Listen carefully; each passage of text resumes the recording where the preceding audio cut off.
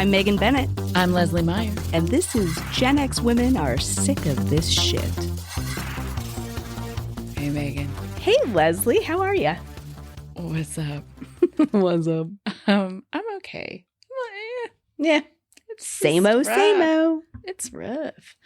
It is, as of when this episode, my God, already we're 30 seconds in. I have no words. This episode being recorded on February 2nd will air on February 15th, the day after Valentine's Day. Right now we got the Groundhogs. That's what we're dealing with today. Truth. Today's Groundhog's Day. Little shit. Mm-hmm. Little shit saw his Day, Groundhog Day. Little shit saw I little know. shit saw his shadow. I can't say that. Punxsutawney Phil. Motherfucker. Yeah, bundle up, everybody. According to the Groundhog Weather Service. It's gonna stay cold. It's gonna stay cold.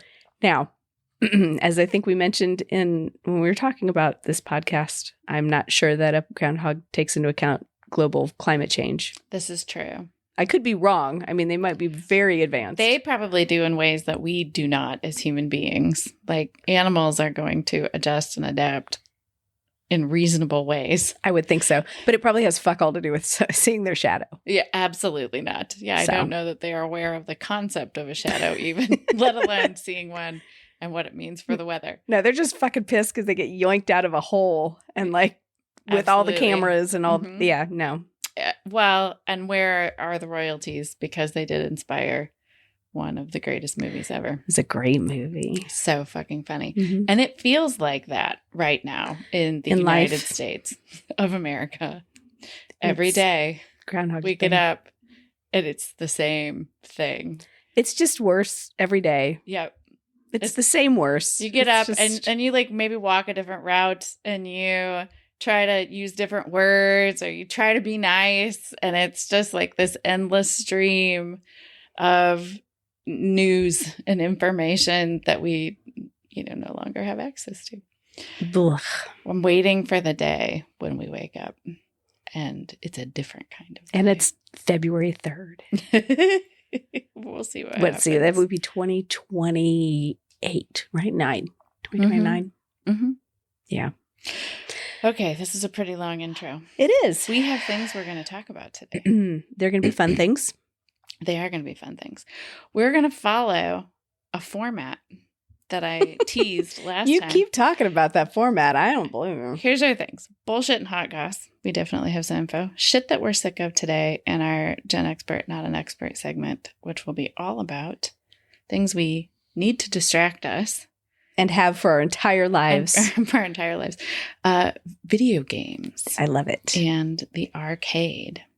So let's dive right in with bullshit and hot goss. 2 parts, relationships and dead people. Bum, bum, bum. The relationships that we have with dead people There you go. or something. This was not the way I saw this going.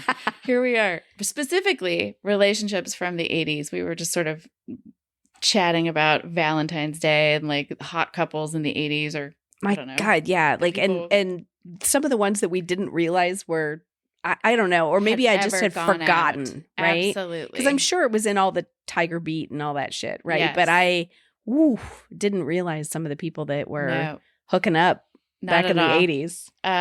And because I forgot to how hard is it to have this page just available? Evidently quite difficult.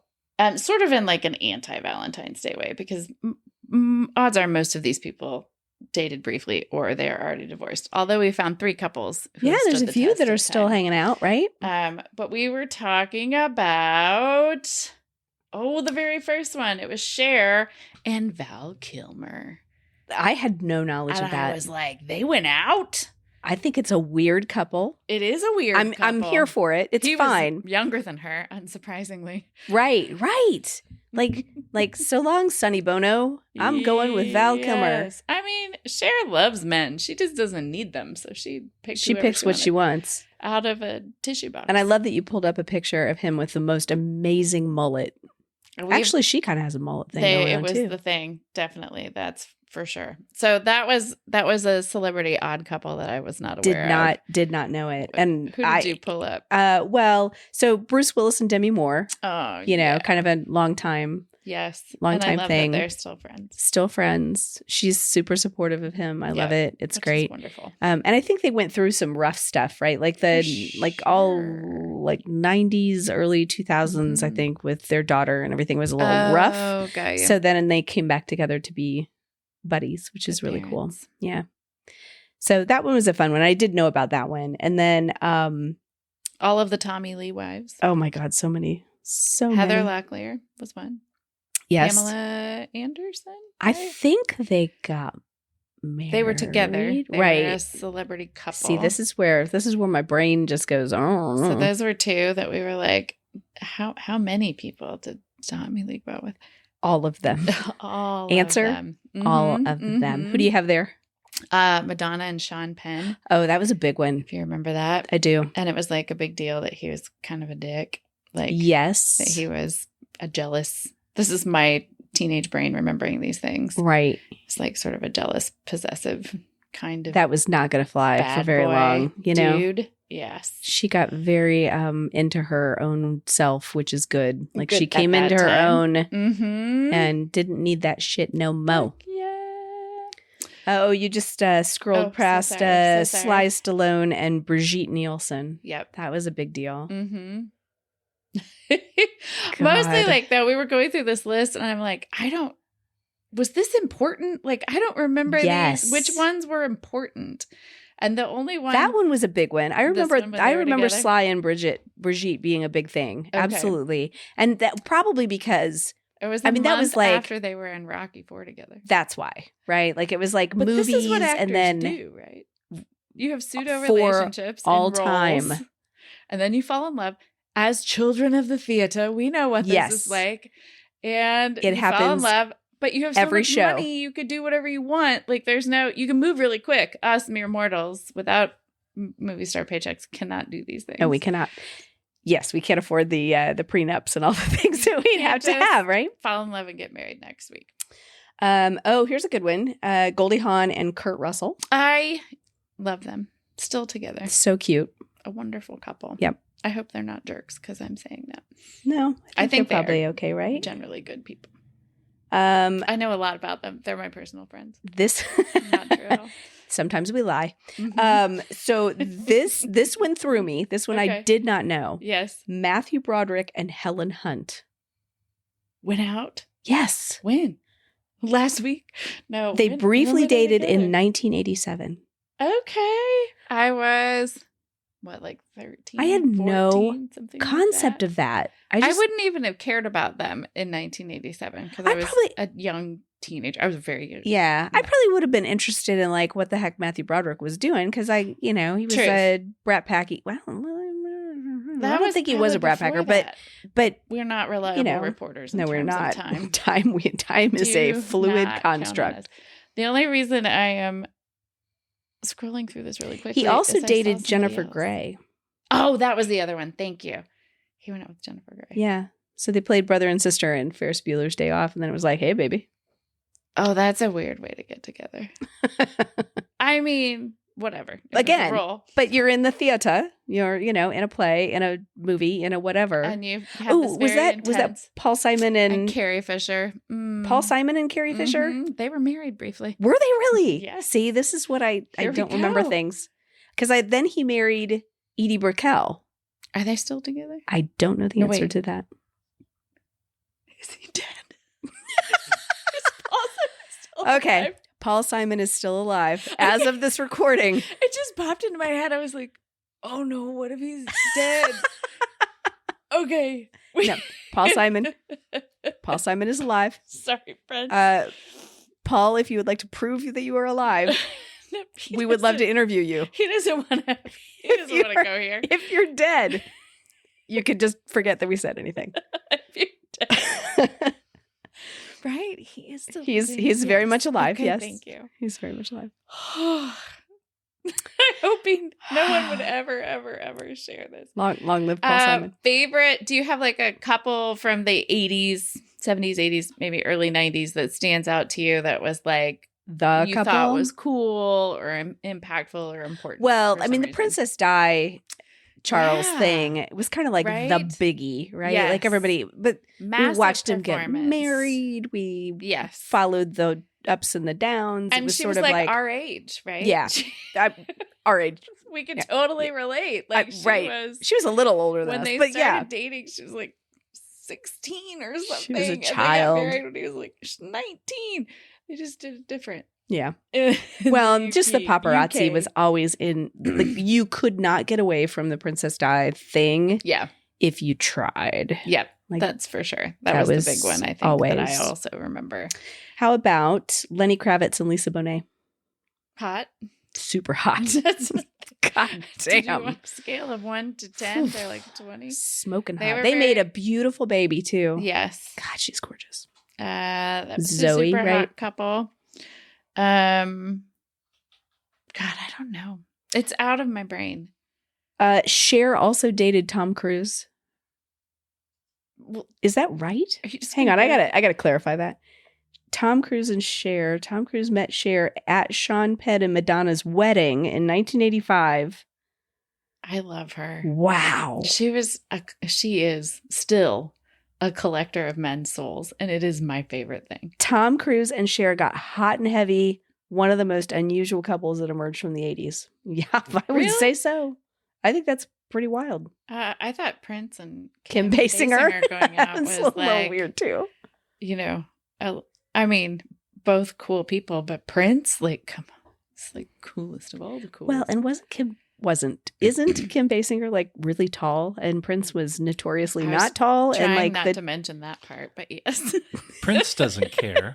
Prince that's doesn't have to care, accurate. Prince did not care. nor does any woman care. Any person, Prince is I a babe. shouldn't just, He was a babe. keep Prince to a single gender. No person would care. Sweet. How about this? How about another infamous couple? Infamous. Yep. Not like Give me an infamous couple. Mike Tyson and Robin Givens. Show me a picture. I don't remember this So- in real life. Okay.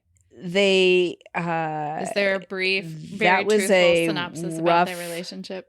it was rough and scandalous. Few couples in the 1980s were quite as scandalous as Mike Tyson and Robin Givens. They met in early 1987. Okay. Was it like So- scandalous in like a violent way? I'm making a stereotypical assumption about I'm gonna Mike say Tyson. yes, but I feel like yes. This is me talking out of my ass. We need some actual information because we don't. They were married married for a year. Okay, 1 year. Brief. Tumultuous. Ended in divorce after allegations of domestic violence. There you go. Boom. Sometimes the brain works. Sometimes we remember things. Amazing. Jerry Hall, Mick Jagger. Oh my gosh, so many fun. Like, God, just big time flashbacks. Oh, this is a good one. What?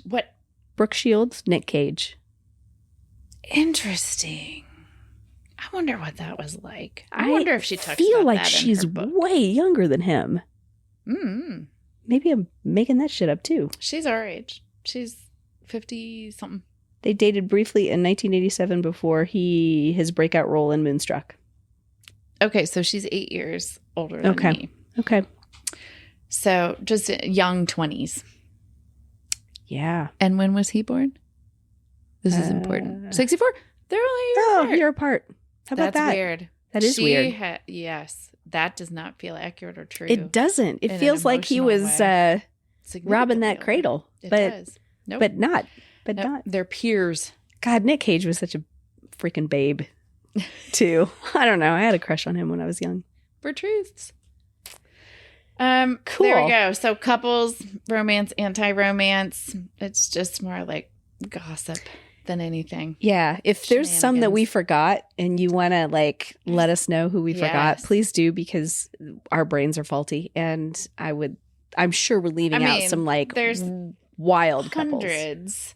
I'd be super curious if anybody ever waited on a celebrity couple in the 80s or happened to see them shopping in XYZ stores No somewhere. kidding. Or saw them at a sidewalk cafe and they're actually he picks his nose and it's really gross. Or And she was they disgusted were by totally it. bored with one another. There we go. So that's some bullshit and hot goss. And then, as always, in this segment, we talk about people we lost recently at the grocery store. They just got lost. It's disappeared. Who's dead now? And you had somebody from soap opera. Did I? Oh, yes. So the actress who played Monica Quartermain, Lesley Charleson, Monica Quartermain on General Hospital. She was in that role for like 50 years. Longest running character, an actress on General Hospital. Wow. Sad that she's gone. She, in the more recent, I still watch. I watch all the time. I don't watch in real time because life, but I record episodes. And then here's my secret shame. I put my iPad up and I watch kind of General Hospital while I'm like taking a shower and stuff. Like, so it's just playing there. So I like keep up on my shows. But while I'm taking a shower. So what you're saying is that what they're saying doesn't matter. It's just watching the images. No, I can hear them. But yeah, it's more like hearing it and like I just, I know what's going on. But so Monica's not been on the show in a really long time. And you knew, like, as a General Hospital person, you could watch, like, see that she wasn't in good health. Got you. And what's weird now is they're still talking about her. Like, they reference her, like, pretty much every freaking episode. They're talking about Monica and something that Monica wants. Like, there's a whole thing going on right now.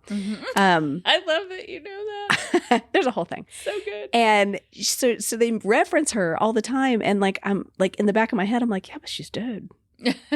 Like, that's weird. I don't know.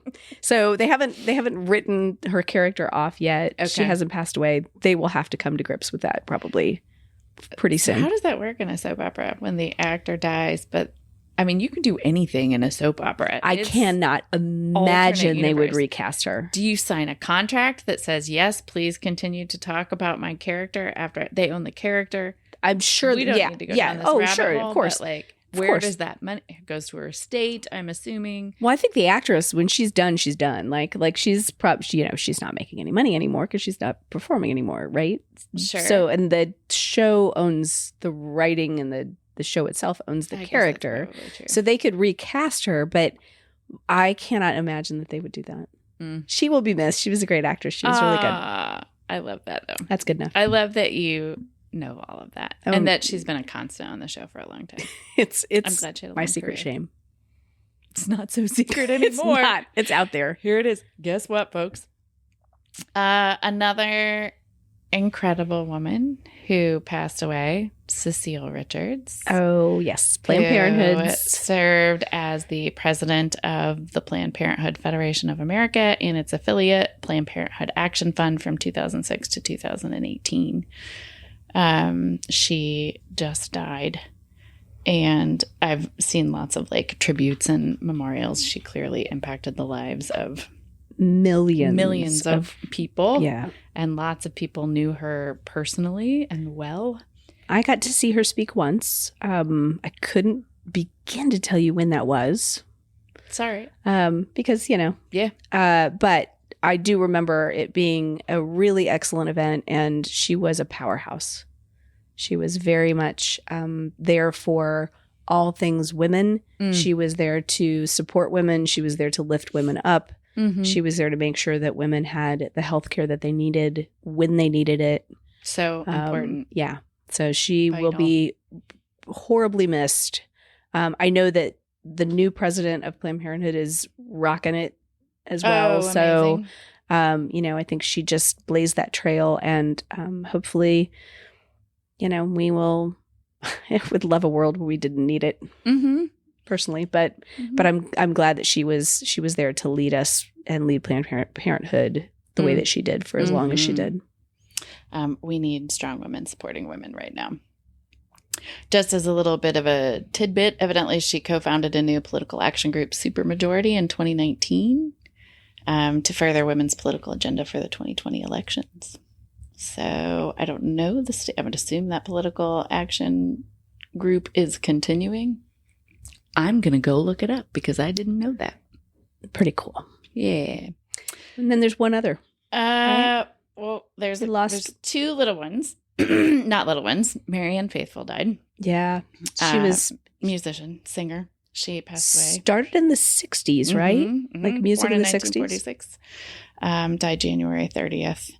And we were kind of listening to some of her songs, just warming up for this. Including one where she sang with Metallica. Yep. So that's which I fun. did not know about, I didn't either. And it's very cool. The juxtaposition is pretty stark with Marianne Faithfull and Metallica. You would not put those two together normally, but it worked. Not at all. I was listening to her cover of Monday Monday by the Mamas and the Papas. Beautiful voice, on point. And then as we were researching, this is the one that made me really sad. And I don't know if this is really Gen X because this movie came out in 2001, but it is an important movie. Perry, the real-life donkey who inspired the iconic Shrek character, died. The donkey. Perry the donkey, who was like the model for the animation. How old did you say Perry was? Perry was 30 years old. Okay.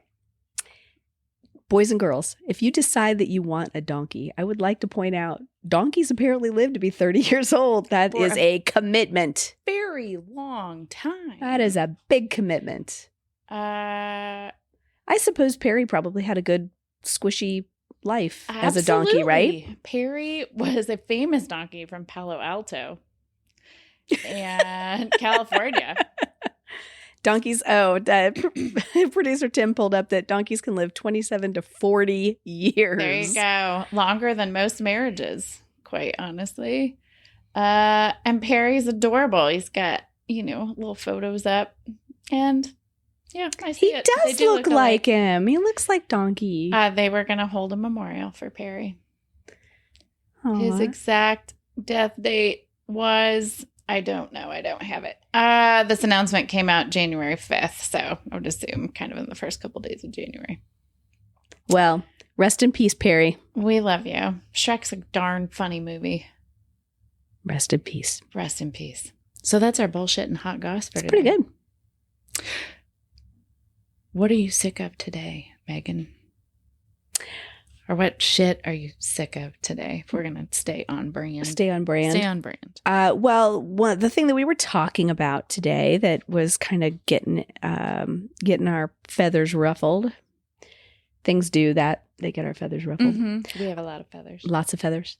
We were talking about scams. We were talking about internet scams. We were talking about trying to protect our parents from internet scams. Truth. While also trying to protect ourselves from internet scams. Well, yeah. Like what happens when technology begins to outpace even our, we've kind of grown up in the middle of it. Mm-hmm. So we were able to acquire skills in our 20s.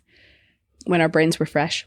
But when the new scam, when our brains were fresh and new. Fresh and pink. And specifically, we were talking about like the romance scam epidemic and being in the sandwich generation and having older parents who maybe... Trying to keep your parents who are, they were not raised when their brains were fresh and pink with technology as much. But trying to keep them from giving their Social Security checks to, the hot piece of ass that they found on the internet. I don't know. If it's real hard. But a Scottish guy in New Zealand, or these are snippets. I was reading some things that people had talked about in the Facebook group, so it's not accurate.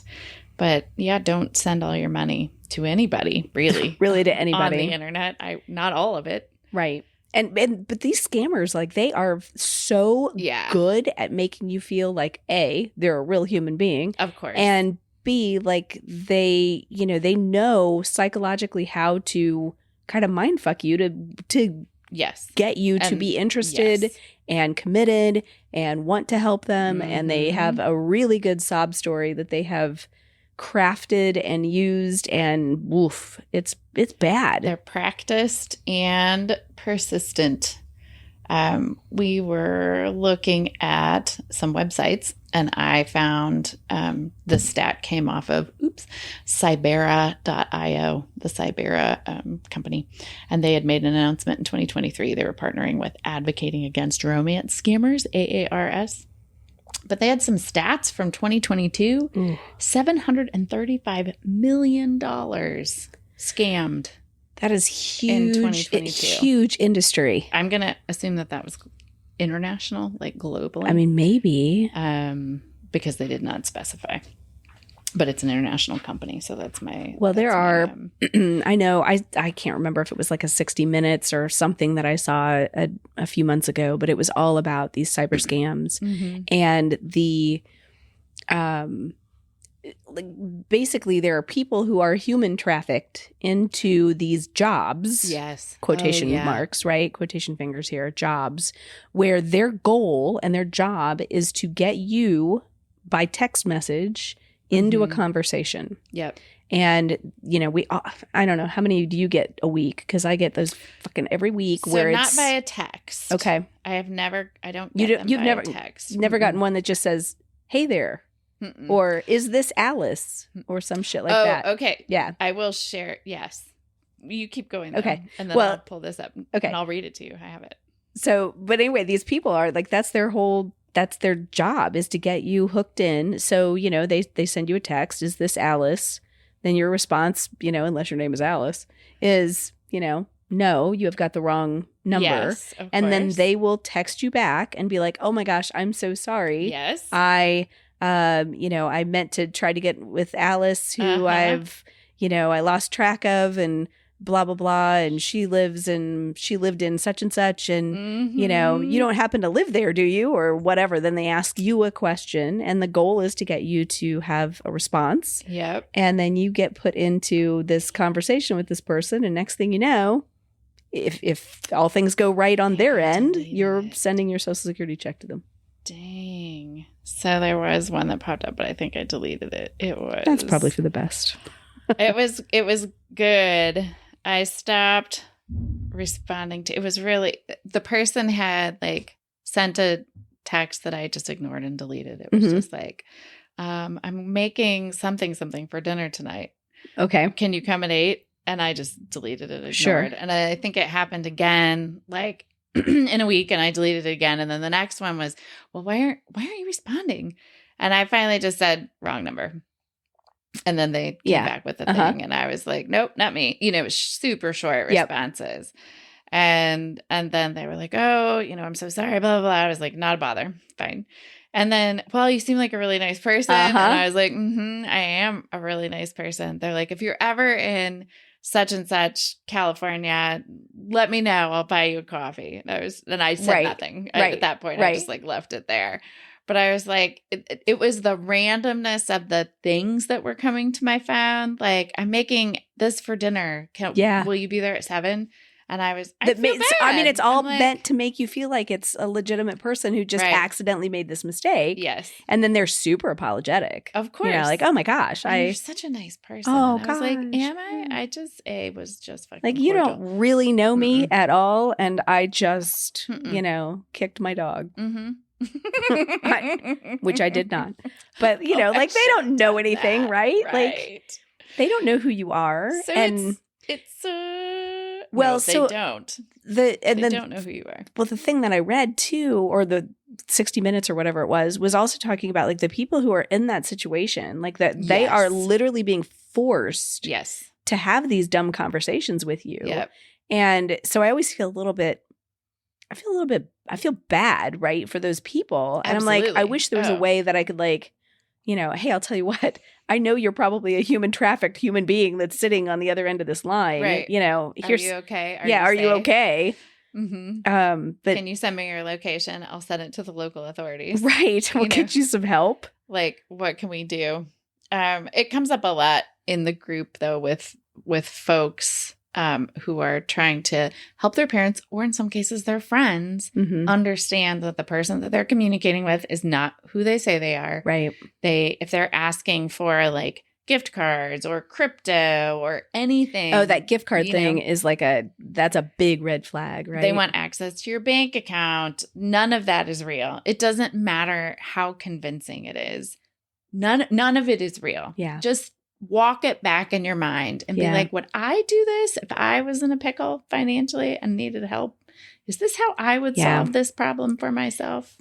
And I know, there's a lot of very, very lonely people out there that are, parents are some of our parents when, if they're widowed, if they're, they've only got themselves and they're waiting for you to come visit them every couple of weeks or something. Yep. That's a lot of time to sit there in front of a keyboard, and it can feel real, and it's real easy to get suckered in.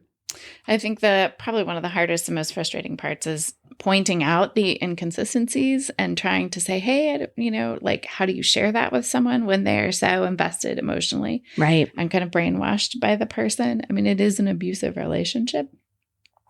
So that it's even hard to you're kind of cult mentality. And at that point, it's hard to show them reality or whatever. Or even to protect them. And they don't want, in a lot of cases, won't want to know that. That's their boyfriend on the other end. Mm-hmm. Super hot Scottish guy in New Zealand. Totes. He's lost. Goats. He's lost, by the way. But we did totally very lost. We did look up some resources just because we don't want to just freak out about this bullshit and not share information. Like to find some reasons and things that people can access. And the things that were shared with us, Federal Trade Commission, believe it or not, there's information on there. There's an organization called ScamWatch, the Better Business Bureau, the Cybercrime Support Network, Homeland Security still has a page up all about romance scams and what to look for. AARP is a great resource. They actually have a scam hotline. It is 877-908-3360. You can just go to a plain old phone. You don't even have to send an email. Rotary dial for your phone. I hope so. That's the best way to dial. And then the National Council on Aging has a great page that has tons of information, understanding the psychology of scammers, safety for sending money online, how to report things, limiting your information, contacting businesses directly. If somebody's saying that they're the one that happens here all the time is the power company. Everybody's always getting their power shut off. Yeah. And you need to send $1,000 right away. So that is helpful for people who are being scammed, but also for those of you who are supporting people. My husband had an issue not too terribly long ago where somebody called him and told him that he had an outstanding warrant. Oh yeah, and needed to go needed to go immediately to a drop off money. Yep. And he actually was working downtown, which, right by the courthouse, and there were lots of bail bonds places and stuff. And so he's on the phone with this person, and he's sort of had this spidey sense that something's not right. Sure. Yes. But also the guy was so convincing. Yes. And my husband is cynical as the day is long. So he does not get bought into this shit very easily. Yep. But this guy was super convincing. And he ended up walking into a bail bonds place to see if they could run a report to see if he really did have brilliant, an outstanding warrant. And so he's on the phone with the guy and he's like, hey, hang on a second. I'm at this bail bonds place. I'm going to have him run that thing. And the guy hung up on him immediately. And he was like, yep, never mind. Everything's fine. Yep. But that's a big one too. So that's happened frequently locally to therapists. Wow. It was because our information is available. We're marketing ourselves all the time. Out there. And because they don't know who you're seeing. Nobody knows who we're seeing, but they're like, oh, you missed a court appearance. You better show up. It feels fairly convincing and it's our livelihood as human beings. So these things cycle around and it's frustrating to say the least. Yes. There we go. So that's the shit we're sick of today. Yep. Everybody stay safe out there. Don't fall for any of that bullshit. Yeah.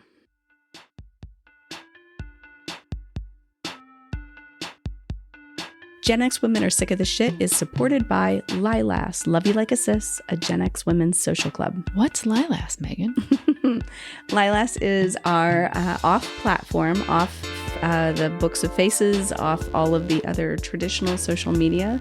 It is our space and place for Gen X women to come together, have conversations, meet each other. It's a social club. It is a social club. It's a membership-based club. Memberships are $10 a month. That does help support us in growing the platform. We purchased a platform that would host a network of women so that you could come together and meet each other in real time in a safer space, yes. right, than a traditional social media platform, and a much more personal space. So what do we do there, Lesley? We host movie nights where we live stream some of our favorites as they are available to us. For group watches of films from the 70s, 80s, and 90s. We host a space for a monthly book club. We host trivia nights once a month. We have a live text chat. 4 prizes even. 4 prizes. That's true. Yeah. The space is able to host like weekly text chats so that you can kind of check in real time with people. I would say the critical difference between kind of what this space is and any other social media space that I've experienced is that it is active. You will have to engage in it or be engaged in it by other people. So it's not like a passive consumption thing. It's like making connections. Yep. And if that's what you're looking for, the opportunity to meet other people, to find people who are maybe in the same similar spaces as you are. Like-minded, same time phase of life, navigating all of those transitions. Then this might be the right place for you. So check out Lilas. You can learn more about it at GenXWomenPod.com.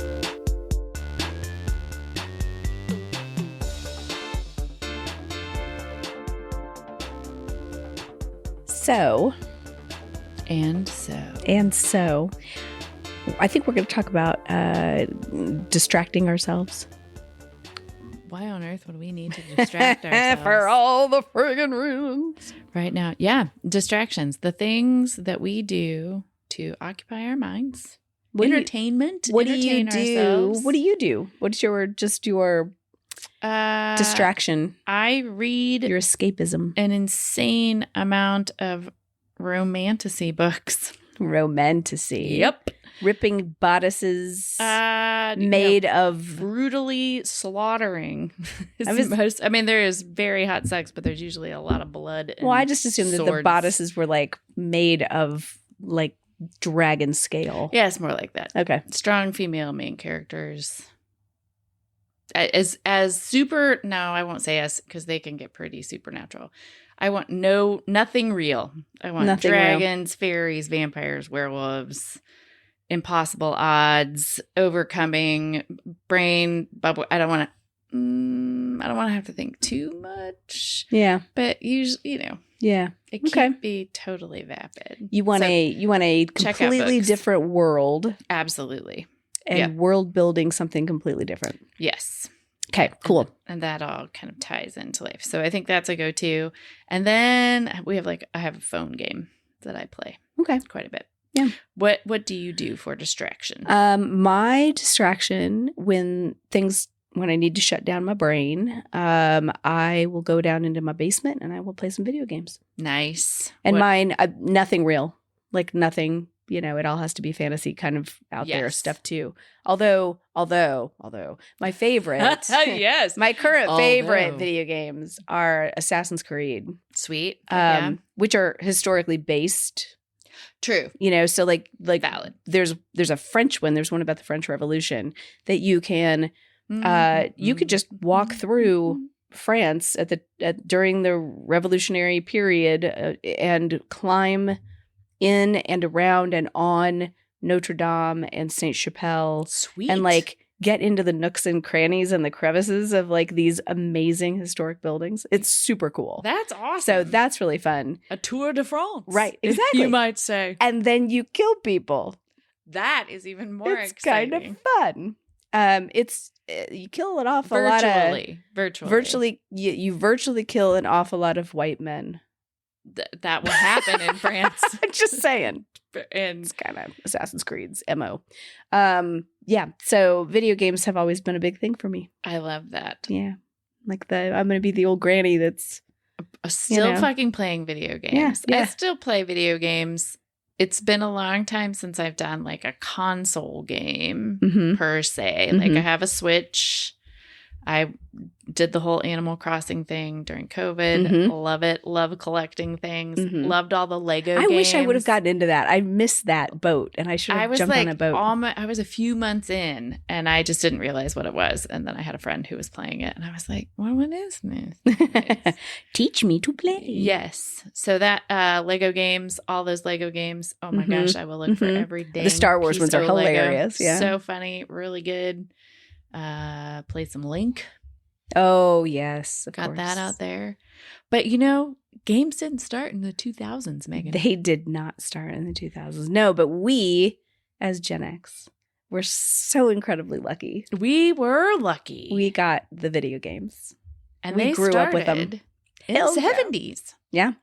Absolutely. Yeah. So we were talking about this, about like what we're, talking about video games, and we wanted to do like a quick history of video games. We can then talk about like how fantastic the fact that you could walk into a place in a mall and just throw quarters at these giant boxes and get the pre-consoles, like pre-home consoles. Yeah. So we can talk about that. But the consoles themselves were cool. And the first one was launched in 1972. It was the Magnavox Odyssey. I was -1. -1 years old. So video consoles are older than Lesley. That's so cool. How about that? It's 1 year. 1 year. 1 year older. So that was considered it was designed by a team led by the father of video games. My God, it was huge. Massive. And they could display 3 square dots and 1 line in a monochrome black and white, right? So it's basically Pong. It was giant. You get Pong. Yeah. Huge. I mean, look at that thing. It's got a couple controllers. It's got a whole keyboard. You've got the little cartridge spot for it. What are you on eBay? This isn't eBay. This is an Odyssey 2 with 3 games. Okay. So that was later. This was a later one that happened. Because I'm just curious if any of these exist, and like I kind of want to have one. Just even if it just sat on a shelf. Oh, here's a 1980 Philips Magnavox Odyssey 2 for $3,700. Zowie. Vintage Magnavox. All these Odyssey 2s. There is I can't find an original that is actually available for sale. That is so cool. But they say, the Magnavox Odyssey gaming home, without this, the Magnavox Odyssey, you may not have had other consoles. It was the great grandfather. I love that. Of all of them. I think that's cool. And then, I don't know if you remember, but you got the 1975, the Atari Home Pong was the next. So you had, 3 years between the first and the second. Okay. So the 1975 Atari Home Pong was the first Atari game. Okay. Right? So that's the first time that we hear Atari as a name. Very cool. And then you have like a couple, you've got in 1976, there was something called the Fairchild Channel F. And that was the first one that you had swappable cartridges. Oh, okay. So like that's when you started getting this idea of like you could grab a cartridge, blow the dust out, pop it in there and get a different game. So a small library, it says, so not very many games, pooped out probably pretty quick. Yeah. Right? That particular one. Yeah, never heard of it. Nope. And then the Atari 2600. This is ours, right? This was 1977. So the Atari 2600 had the joystick. Okay, yeah. With a little red ball on the top. Amazing.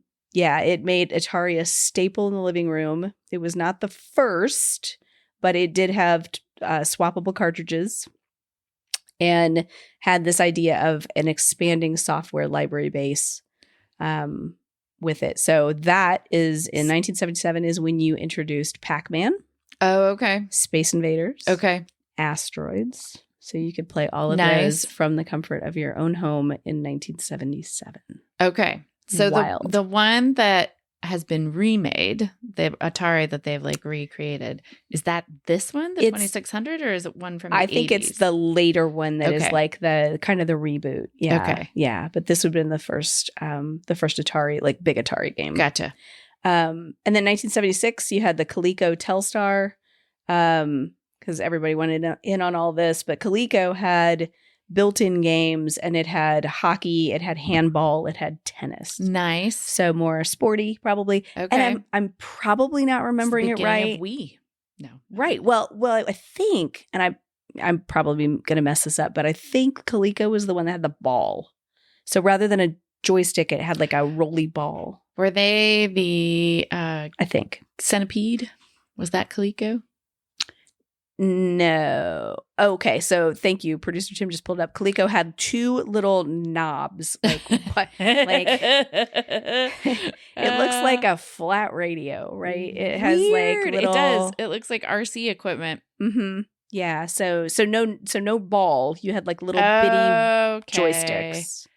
That's amazing. Clearly, Tennis, hockey, handball. That sucker was focused more on sports. It looks like probably. Yeah. Cool. That's awesome. Okay. And then 1979, you had Intellivision. Yes, I do remember Intellivision. My uncle had an Intellivision. It was a Mattel version, a Mattel company model. Or a Mattel. Oh, okay. Mattel toy. Yes, I totally remember this. We're looking at it. I absolutely played a whole lot of Donkey Kong on an Intellivision. Yeah, look at that. And then the cartridges go pop in the side like that. Mm-hmm. Yes, I remember those cartridges. Oh, wow. The controller had a card. I forgot about that. And you put the controllers when you're not using them just stuck right in the top of the machine like that. That's pretty cool. Nice design. Yeah, it's not bad. Like all compact. Tucked away. Yeah. This is what we had growing up. And you had a television? Yeah. I think they're great. So it looks like you could tell me, Tim, if this was right, but some of the games were Burger Time, Dig Dug, also had Pac-Man on that. Love Dig Dug. Donkey Kong, and NFL games. Oh, wow. So it was the first instance of a licensed sports game. Yeah. Hey! They had that. They had a baseball game. They had a basketball game. We had an advanced Dungeons and Dragons game. Ooh, so fun. that would have been more in the 80s, though, yeah? Yeah, but the map revealed itself as you went through the dungeon. That's cool. And it looks like we have a little time jump between 79 and 1982 when you had the ColecoVision. Okay. So one of the most recognizable consoles of the early 80s, a slightly more impressive graphics. Yeah. So I recognize. Yeah, that's interesting. Donkey Same Kong. kind of gist to it, right? As the Intellivision. Totally. Some titles that were included there were Ladybug, Cosmic Avenger, and Venture. So cool. I don't remember those games, but I do remember that console. Look at Donkey Kong right there. Yeah, I know. That's what I always played. And then the biggie, right? Then like the great grandfather of all video games of all times. Oh, yeah. The OG 1985 Nintendo Entertainment System, the NES. Yeah. This one. 85. Okay, so I was like 12 when that came out. This was like everybody's Christmas list. Yep. Huge. Were video game systems always $300 no matter what? I think so. Decade they were in? I freaking think so. Matter, or were they like $100 then? No, I want to say it was like $249 or something. I don't know for sure, but like I remember it being like not in a small amount of money. I mean, they've always been insanely expensive. In $199. $199. Jeez. In 1980, whatever that was. 85. I mean, it's a significant amount of money. Mm-hmm. Yeah. So this one now introduced, kind of the RPGs that you couldn't do in the previous, video games. You got Super Mario Brothers with the Nintendo Entertainment System, and Mike Tyson's Punch-Out, which I can picture so vividly. Punch-Out with like the outline of the guy you were the outline, and then you were punching the solid guy. I remember that vividly. Did you have one of these? We only had the Atari. Okay. So I useless information. Do you want this? Sure. This is going to be great. So it was and the NES system was $199 in 1985. It would be $583.69 today. I got to tell you, that kind of tracks with what like the new Xbox, like the high end and super juiced up Xbox would probably be right around that. I would suspect. So, wow. Okay. So there you go. I mean, you can get a system probably for like $399, $586. That's crazy. An increase of $386 over 40 years. Yeah. We'll buy anything. So here's a question that I have. When did upright, like arcade games start to be manufactured? Like in mass, where you would have an arcade like at the mall? Like like where the first ones came. So there's a Netflix. How early were those manufactured? There's a Netflix special. I'll look it up. But there's a Netflix special that is all about the video games and specifically about Pac-Man. Okay. And like where those all came from and, you know, when they started and basically like the hoopla around all of that. Okay. But wild. Like, so early 70s, I want to say, is when you started seeing like the big games, right? Yep. Producer Tim's pulling up information for us. Cool. So it says 1971, the first arcade game. Oh, you just left what I was reading. Computer Space was created by Nolan Bushnell and Ted Dabney, the founders of Atari. The company followed on its success the next year with Pong. So is that upright? Okay. The upright arcade game in 71. So they kind of developed at the same time. I wondered if it was like a chicken or an egg, like one came first and then they created the other one. So it sounds like, if anything, these were sort of simultaneous. Like the development and technology was happening at similar times. But you got the big ones at the arcade, and then they were at the same time trying to like, how can you smush this down into something that you can have in your own house? I think a lot of the upright arcade games are kind of the descendants of the carnival games and things like that. Sure. That like you would walk up, stand up pinball. to, pinball, things like this. It would be like pinball.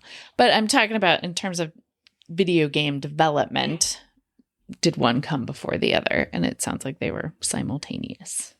Yeah. Yeah. So the Netflix show, if you're interested, is called High Score. Oh, nice. And it came out in 2020. So it's a docuseries that traces the history of classic video games, featuring insights from the innovators who brought these worlds and characters to life. That's sweet. So yeah, if you're interested in that, it is pretty cool. The source that we were pulling our timeline from. Yes. Because we were quoting some information, and we found that on kind of an interesting website. So the website that we're getting our information from with the kind of the timeline of these different video game systems, you can find that on Long Island Retro Gaming. There's a expo, actually. It looks like it's August 8th through the 10th of 2025. Mm-hmm.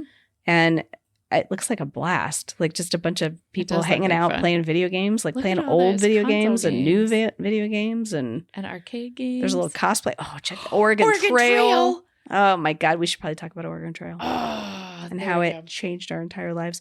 Well, let's go through this. Let's go through the rest of this timeline really fast, because then 85 also saw Tiger Electronics created the first LCD handheld games.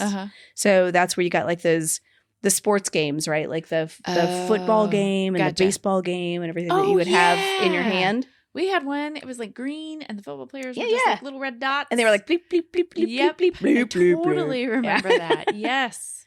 Yeah. So that was, they also had a G.I. Joe and a Teenage Mutant Ninja Turtles, Street Fighter. Amazing. So some cool games. And then 86... you get the Sega Master System. So then you get now Sega's like, hey, don't forget us. And they jump in with their system. Not the Genesis, right? But the Sega Master System. And then in 86, you get the other amazing Atari game. You get the Atari 7800. Okay. Yeah. So Centipede, Pole Position, 2, Dig Dug. And the godfather of games, the creme de la creme. Yes. Galaga. Galaga. You were a Galaga I girl. freaking love Galaga. I would take a giant stand-up Galaga game in my living room and be quite happy. Thank you very much. Any day. Any day. In fact, Jeff, my husband and I actually talked about, instead of getting a dining room table, which we desperately need, we thought maybe we just get like one of those, like the games that you would get at like, that you would play at like Pizza Hut, right? Where you could like sit and play Centipede or Galaga and like just make that our dining room table. Absolutely. I think you should do it. What if they make one for 4 people and then you could even play some of the 4-person games that came later? That'd be kind of cool. That'd be cool. Really cool. So what was your first game system as a young person? I think my first one, so my dad had an Odyssey. Oh, wow. Cool. So after divorce, he got an Odyssey, and then somebody broke into his apartment and they stole it, and that was a big sad day. That is sad.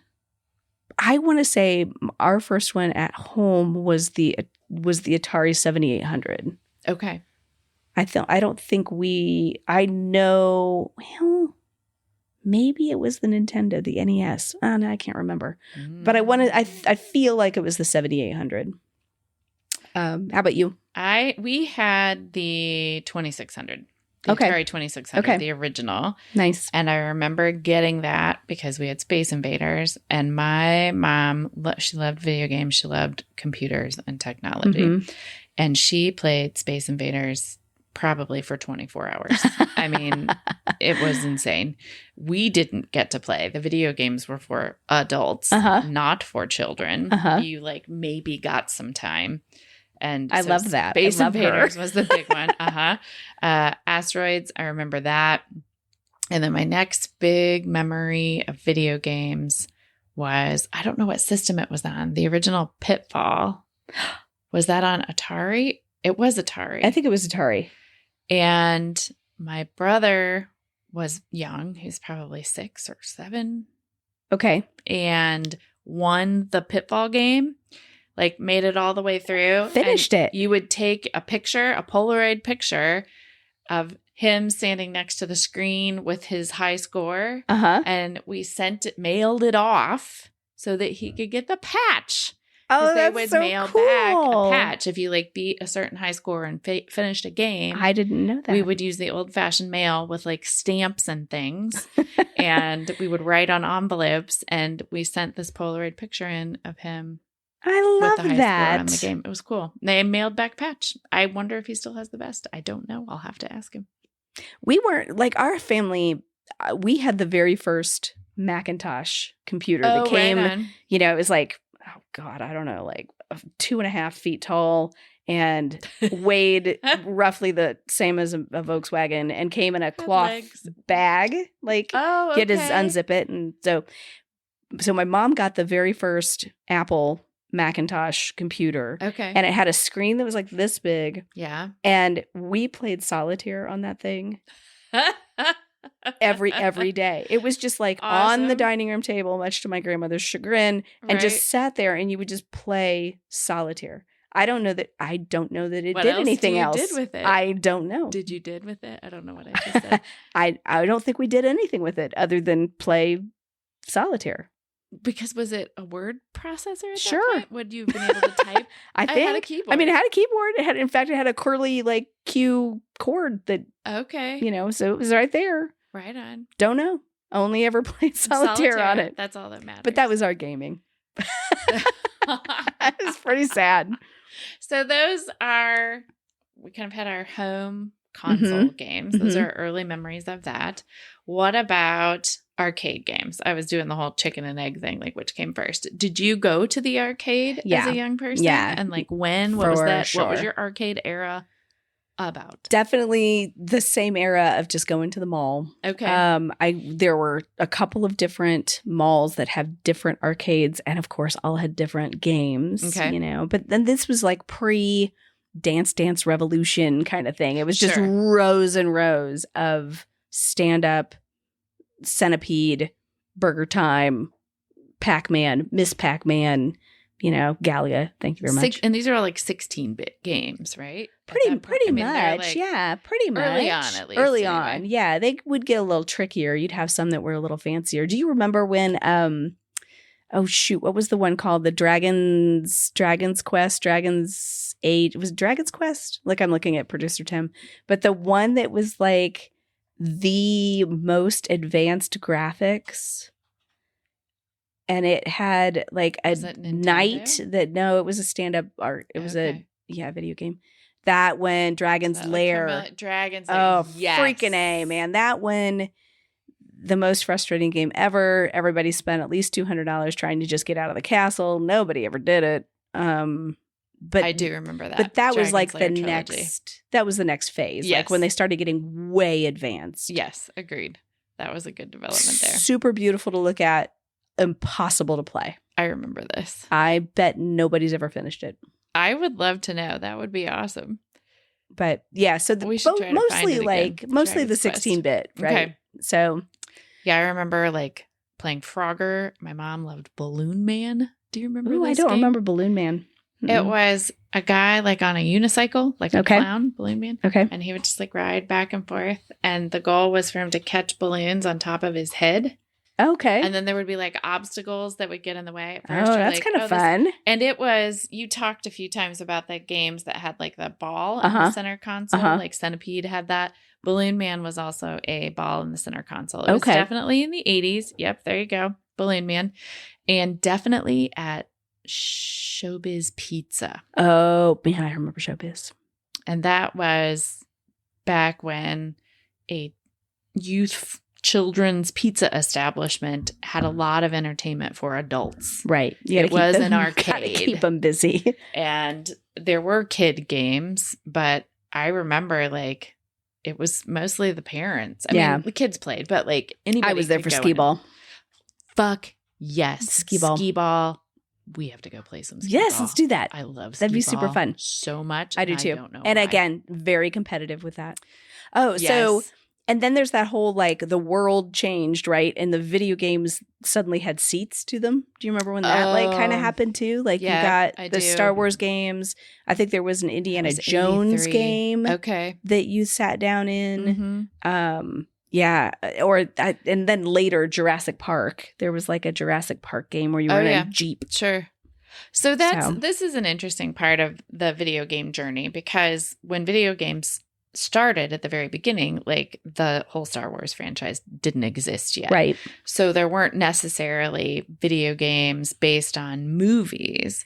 So I'm kind of curious about like the crossover, like when somebody was like, oh, look, Star Wars, obvious entry point, lots of things to fly, lightsabers, all the things. But that had to open up a whole new era of video game development. I'm sure because now you had the marketing aspect to it, right? Like a whole branding piece that another layer to what they were doing, because before that you could do Defender, and you could have Defender, and Defender was just Defender, right? But then now you've got like a Star Wars TIE fighting shooting game, which would have been drastically different. Yeah, it's our brains have been through a lot. When you think about marketing and the development of marketing and how branding basically, I don't want to say totally came into existence. This is a little bit of GenX exceptionalism because we only know what we know. We know what we know. But this whole thing developed like sheets, action figures, video games, clothes. Like, I think our childhood. You can kind of start blaming it on Disney a little bit, right? Because like I remember as a little kid having Bambi sheets. Okay. Right on. Yeah, for sure. So like that kind of stuff branded. But and even Holly Hobby. But those I remember them being popular in middle school, and Holly Hobby is much older. Right. The 80s. Yeah. Well, and probably, all right, I'm going to decenter us. There was like, you had Coca-Cola. Crockett, that was like, there was that marketing, like there was Davy Crockett wallpaper and the hat. Sure. And, like the old Wild West stories. But I would say certainly in the 80s, ship blew up. Yeah. The wheels fell off the bus and it went crazy. Agreed. Because, video games around movies. This video games around like is brutal. The development of the Atari, what producer Tim is showing us right now is the Atari ET video game. Yeah. And I think this was on a show that we watched. the development of this game, they were pushing so hard to get this game out to coincide with the movie, to get the Christmas sales. And so they were working 24/7, like around the clock. I had that game. To get this game out. And it was like the most expensive and the biggest flop. Is that true? But this game tanked so hard. Well, if I recall, it was pretty impossible to play. And I know you were on a bicycle and there was a flower involved. And I'm like trying to remember a little bit of this. But I do remember playing it. Yeah. But it was pretty brutal. I mean, it was unlike any other. It was the height of like kind of commercialism and pushing a product to come out with a movie. Well, the developers probably only had, this tiny little window, right? Because the movie gets into production, and I think about the movies or the games that I play now, like all of these Assassin's Creed games, they take years. Yes. Years and years and years to put out. Mm-hmm. And if you're trying to, back in the way old ancient days, even with the 16-bit, right, you only had a tiny little window to get this shit built. Yes. And then it also still somehow had to have some sort of theme to the movie. Right. Like it was supposed to tie in and you should care about it and it should feel like an extension of the film. Right. And game development up until that point had taken decades. Right. Well, and I think if memory serves, like the developers hadn't seen the movie yet because the movie wasn't done. There was no screener. Right. If they're trying to get it out at the same time. So they were like getting like photos of the production artwork and stuff. And they're not going to give them the whole script. And they're not going to, because if any of that gets out, that's like just terrible for a movie. Mm-mm. That's wild. Yeah. So I kind of I know the next development was like the Game Boy and that kind of handhelds. And that sort of went over my head. I was a little too, not like it was too hard, but I just was moving on to other things in my life at off into college. I remember I think the end for me, the break for me, because now I'm back into it. But I want to say that in junior high and my freshman year of high school, we had a putt-putt in our, like right down the street from us. Oh, okay. Right on. And of course, that's miniature golf for anybody who doesn't have putt-putts or didn't have putt-putts. But they also had an arcade that was next to the putt-putt. Nice. And you'd go in and you could get your ball in your stick and go play putt-putt, or you could hang out in the arcade. Okay. And my friends and I would go every Saturday night and play video games. Nice. And we were a pretty decent, like normal group of kids. We weren't terrible troublemakers or anything like that. So trying to burn the place down. Not trying to we just would go in and hang out and play video games. Okay. And we got to be good friends with the police officer who was there just to keep people from having fights. Right. And he got tokens for free. Oh. So in the back of his police cruiser, he had buckets of tokens from putt-putt.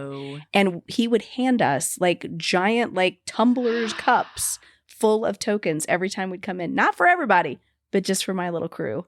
And so we would sit and play for hours for free. Awesome. It was so great. We played Gauntlet. We played the shit out of Gauntlet. You remember that one? No. I mean, that's freaking Dungeons and Dragons right there. Show me what it looked like. Gauntlet had a warrior. It had a Valkyrie. It had an elf. It had a wizard. Okay. It had oh yeah. Oh yes. And then you got like, if you were about to die, it'd be like, Valkyrie is about to die. Warrior needs food badly. Yes. So there was a place that was by the house a few years ago, and they had this in it. And their uprights didn't always work, but a girlfriend of mine and I were there one evening, and we played the shit out of this, and we laughed a lot at it because it was really funny. It's so fun. I don't even know how we ended up there that night.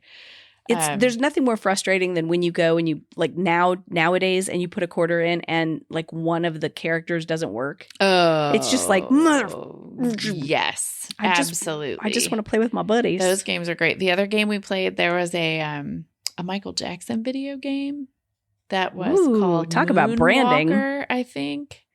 And it was also an early, and we were just like, what? I did not remember this. I didn't remember a Michael Jackson one. I remember Michael Jackson. Super weird. Here it is. Yes. Oh my goodness. But do you make him dance? Yes. And he has like powers. Yes, we played this a lot. But I played it as an adult. I didn't know it exists. Okay, it was a Sega Genesis game. Genesis game. It's kind of magnificent. It's just so surreal and weird. That's so 80s. So I can't even stand it. That was really pretty fun. And we have a couple of arcades here in the city of Indianapolis, retro arcades that you can go to and play many of these games. I think you and I need to go do that because the one downtown also has skee ball. Yes. So we should go do that. And they have a gauntlet game. Oh, wait. Yeah, I posted from that last year because we got to go as part of Gen Con. We got in there for that event. And they have a skee ball upstairs. That was super fun. So, yeah, maybe we can get some, like, little mics and we'll just, like, narrate ourselves playing. That'd be fun. Games. Okay. Question. If you go back in time, you walk into an arcade. Okay. You have a handful of quarters. You can play any game you want. Which one do you pick? Ooh. I have to go back in olden days brain. I probably would have played, it was Pac-Man. I played a lot of Pac-Man. Pac-Man, yeah. Now, did you prefer Pac-Man over Miss Pac-Man or did you like Miss Pac-Man better? I like the original. Okay. I was an equal opportunity Pac personer. As Pac people However, go. I go really both ways. Enjoyed the original Pac-Man. This takes me back to the Pac-Man Christmas special that you didn't know existed. I didn't know it existed. We talked about that. That was pretty funny. But Pac-Man, probably so. What would you play? I feel like I know, but I don't know. So if you go back to the beginning, it would have to be Galaga. Okay. And that's partly because I played it so much that I got the pattern down. Oh, right. And then it was almost like cheating, right? Because you like after a while, you're like, I played so many games of it that I know exactly when the next round is. I know where where the ship's coming down. I know when it's going to drop the little missile. Yes. I know when the alien's coming. All that of it was the pattern recognition. And the development of that's how you got good at video games. Yeah. Oh, look at that. Oh, there's the little Galaga guy. There's the little alien that's going to take my ship. And Galaga came out post Space Invaders and post, was it Mission Command or Missile Command? Missile Command. Was an I hated game. Missile Command. I hated that one. Atari game. I didn't like that one at all. But these were precursors to this. Yes. Galaga was like a better. Yeah, it's a little more fancy. They had the ships were a little more detailed and stuff like that. So, I need to go to video games. I need to go play some video games. I like to play them. They are not just for little boys. No. They are not just for little kids. No. They are for old people too. Video games are for grown-ups. Embrace your video game. If you are looking for a way just to de-stress, I strongly recommend. Highly recommend it. And Assassin's Creed. Not just phone games, which are fine and have their place, but we're just touching a screen with your finger. Yep. Get on a nice console game, hold a controller, go to the arcade, meet some people, look around, touch grass. Touch grass. Or hide in your basement and play Assassin's Creed until the world heals itself. Go to France in your mind. Go to France in your mind. Or on your video games. It's been fun. It has been fun. You have been listening to Gen X Women Are Sick of This Shit.